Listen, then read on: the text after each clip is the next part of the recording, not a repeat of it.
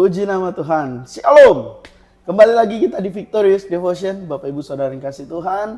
Saat ini kita mau sama-sama belajar kebenaran firman Tuhan, merenungkan dan mengaplikasikan di dalam kehidupan kita. Dan sebelum itu mari kita berdoa. Bapa yang baik dalam surga, kami ucap syukur Tuhan Yesus untuk seluruh kebaikan yang Engkau limpahkan pada kami. Untuk nafas kehidupan yang Tuhan masih izinkan berikan pada kami sampai detik ini. Kami tidak mau menyia-nyiakan kesempatan demi kesempatan yang telah Tuhan berikan kepada kami. Dan biarlah kesempatan hari ini yang sekali lagi Tuhan telah berikan kepada kami mau gunakan untuk semakin kami mengerti, semakin kami mengenal, dan semakin kami hidup seturut dengan apa yang Engkau kehendaki dalam kehidupan kami, seturut dengan kebenaran firman-Mu. Roh Kudus tuntun dan mampukan kami untuk kami bisa mengerti dan memahami kebenaran firman-Mu yang akan kami baca, yang akan kami renungkan, dan kami dengar Tuhan. Sehingga benih firman-Mu itu Tuhan tidak jatuh di tanah yang kering, di tanah yang keras, tetapi jatuh tanah yang subur, yaitu hati kami. Kami izinkan Roh Kudus bekerja sebebas-bebasnya untuk kami dilawat oleh kebenaran firman-Mu. Urapi setiap kami berdoa dalam ucap syukur, haleluya, amin. Nah, Bapak Ibu Saudara yang kasih Tuhan, hari ini kita mau sama-sama merenungkan kebenaran firman Tuhan dengan tema siapa Tuhanmu. Nah, ini menjadi sebuah pertanyaan untuk kita untuk mengetahui dan mengkoreksi diri kita. Sebenarnya siapa sih yang menjadi Tuhan kita selama kita hidup? Siapa yang menjadi Tuhan kita selama kita mengiring keyakinan, kepercayaan kita kepada Yesus Kristus? Benarkah Tuhan kita adalah Tuhan Yesus Kristus atau ada Tuhan yang lain? Nah, ini perlu kita koreksi dan perlu menjadi bahan perenungan kita pribadi, lepas pribadi. Dan ayat bacaan kita yang hari ini akan kita baca adalah di dalam Matius 6 ayat 24. Saya bacakan untuk kita semua. Tak seorang pun dapat mengabdi kepada dua tuan, karena jika demikian ia akan membenci yang seorang dan mengasihi yang lain, atau ia akan setia kepada seorang dan tidak mengindahkan yang lain. Kamu tidak dapat mengabdi kepada Allah dan kepada Mammon. Nah, Bapak Ibu Saudara yang kasih Tuhan, ayat ini bukan hanya sekedar sebuah himbauan, bukan hanya sekedar sebuah kata-kata, tetapi ini merupakan sebuah peringatan yang keras bagi kita, para pengikut Yesus Kristus, para murid Yesus Kristus. Sehingga pada saat kita mengikut Yesus Kristus, kita bisa memahami bahwa di dalam hidup kita ini harus jelas siapa yang menjadi Tuhan kita. Yesus atau Mammon? Mammon tidak akan saya jelaskan secara terperinci apa. Tetapi kalau kita melihat ayat yang kita baca ini berarti Mammon ini merupakan saingan dari Tuhan yang bisa menjadi Tuhan seseorang. Dan ini harus hati-hati.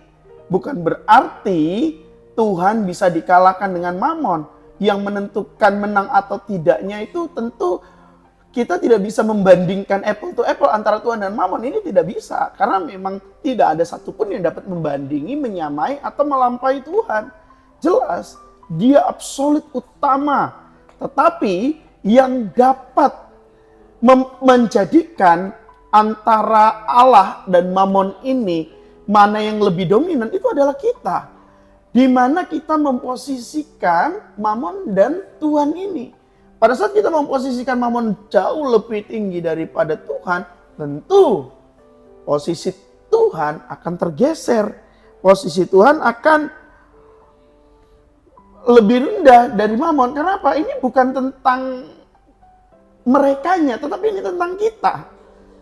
Di mana kita memposisikannya. Ya, Mammon itu memang berasal dari istilah bahasa Aram yang secara umum merujuk kepada kekayaan atau harta benda. Tetapi dalam konteks ayat yang kita baca ini mencerminkan tentang segala sesuatu yang posisinya diposisikan jauh lebih tinggi dari Tuhan. Berhala merupakan segala sesuatu yang kita ingini, yang kita anggap, yang kita cintai, yang perasaan kita taruh kepada hal tersebut jauh daripada kecintaan kita akan Tuhan. Apapun itu. Bahkan suami atau istri, anak itu juga bisa menjadi berhala pada saat posisinya menggeserkan posisi Tuhan dalam kehidupan kita. Apalagi banyak pengetahuan kita, pekerjaan kita, hobi-hobi kita yang lebih banyak menyita waktu kita dibanding dengan waktu kita dengan Tuhan. Itu bisa menjadi mamon dalam kehidupan kita. Makna secara esensi secara yang lebih dalam lagi. Bukan hanya sekedar harta benda, uang, kekayaan, jabatan. Bukannya sekedar itu. Tetapi hal-hal kecil sekalipun yang kalau itu adalah menggeser posisinya Tuhan. Yang menggeser fokus kita kepada Tuhan. Itu menjadi berhala bagi kita. Itu bisa menjadi mamon bagi kita. Jadi saat ini kita harus memilih nih. Untuk apa? Untuk menetapkan Allah sebagai prioritas utama kita di dalam kehidupan kita. Atau kekayaan, jabatan, harta duniawi, pasangan, orang-orang kita cintai, hobi-hobi kita, atau hal-hal lain. Dan ini adalah kehendak bebas kita untuk memilih, menentukan.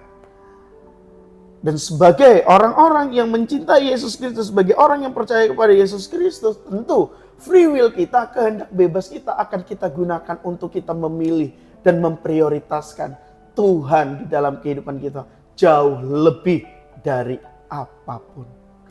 Sehingga pada saat kita giat melakukan pekerjaan Tuhan, kita tahu Tuhan kita siapa. Dan pada saat kita melakukan pelayanan, melakukan semua hal-hal baik dalam kehidupan kita, kita tahu fokusnya untuk apa. Bukan untuk diri kita sendiri, bukan untuk kesenangan diri sendiri, tetapi untuk kesenangan dan kemuliaan nama Tuhan. Karena kita memposisikan Tuhan prioritas dalam kehidupan kita. Bukan salah satu ya, dia satu-satunya. Sehingga pada saat kita memprioritaskan Tuhan di dalam kehidupan kita jauh melebihi segala sesuatunya, maka hal-hal lain di dalam kehidupan kita yang kita tundukkan di bawah prioritas posisi Tuhan di dalam kehidupan kita, yang lain akan mendukung. Menjadi satu pembuktian, ya pada saat kita memprioritaskan Tuhan dalam kehidupan kita, maka pasangan kita, suami, istri, keluarga kita, anak-anak kita akan digunakan untuk apa? Untuk menjadi pembuktian bahwa Tuhan menempatkan prioritas yang paling utama dalam kehidupan kita. Kita implementasikan di mana? Kita implementasikan dalam keluarga, dalam pekerjaan, dalam pendidikan, dalam usaha, di dalam seluruh aspek kehidupan kita. Karena apa? Karena kita melakukan segala sesuatunya seperti untuk Tuhan, bukan untuk manusia. Maka yang terbaik kita lakukan. Tidak ada orang yang mengucapkan terima kasih, tidak adanya orang yang memuji, tidak ada orang yang memberikan penghargaan. Kita akan tetap melakukan yang terbaik. Karena apa? Prioritasnya Tuhan kita adalah Tuhan Yesus Kristus. Maka kita jangan pusing dengan pandangan orang lain. Kita akan giat melakukan pekerjaan Tuhan karena Tuhan kita adalah Tuhan Yesus Kristus. Biarlah kita mempersembahkan seluruh kehidupan kita untuk Tuhan kita, yaitu Tuhan Yesus Kristus dan bukan mamon atau berhala-berhala lain yang ada dalam kehidupan kita. Selamat menjadi dulosnya Tuhan kita Yesus Kristus. Selamat menjadi pelayannya Tuhan kita yang agung, Tuhan Yesus Kristus. Amin. Buat firman Tuhan hari ini, mari kita berdoa. Bapa yang baik dalam sorga, kami ucap syukur Tuhan Yesus, kami memiliki Tuhan yang agung, Tuhan dari segala Tuhan.